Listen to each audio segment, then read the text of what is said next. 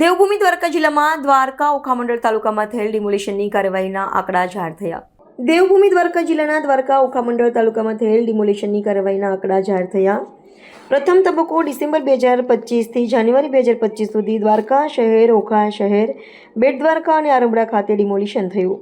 બીજો તબક્કો ફેબ્રુઆરી 2025થી સપ્ટેમ્બર 2025 દરમિયાન દ્વારકા, ગોરિંજા, ભીમરાણા, પટેલકા, ભોગાત અને બેરડિયા ખાતે ડિમોલિશન કરવામાં આવ્યું. બેટ દ્વારકામાં 414 ગેરકાયદેસર દબાણો દૂર કરી 1,24,996 ચોરસ મીટર સરકારી જમીન ખુલ્લી કરવામાં આવી, જેની બજાર કિંમત ₹78,82,93,250 જેટલી થાય છે.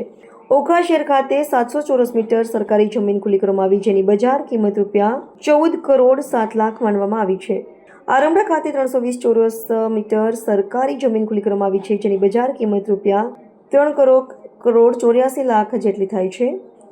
દ્વારકા શહેરમાં 67 જેટલા દબાણો દૂર કરી 4,587 ચોરસ મીટર જમીન સરકારી જમીન ખુલ્લી કરવામાં આવી છે, જેની બજાર કિંમત ₹81,64,47,000 થાય છે.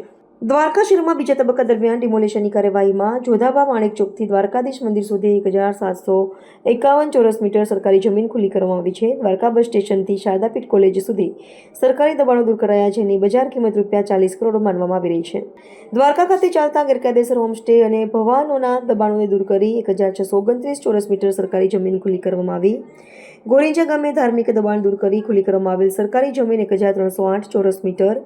ભીમરાણા ગામે ધાર્મિક દબાણ દૂર કરી 317 ચોરસ મીટર સરકારી જમીન ખુલ્લી કરવામાં આવી.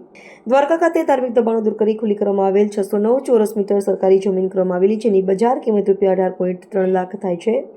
આમ દ્વારકા તાલુકામાં 2 તબક્કામાં ડિમોલિશન કાર્યવાહી કરી 706 જેટલા ગેરકાયદેસર બાંધકામો દૂર કરી 1,57,073 ચોરસ મીટર સરકારી જમીન ખુલ્લી કરવામાં આવી, જેની કુલ બજાર કિંમત ₹321 કરોડ થાય છે.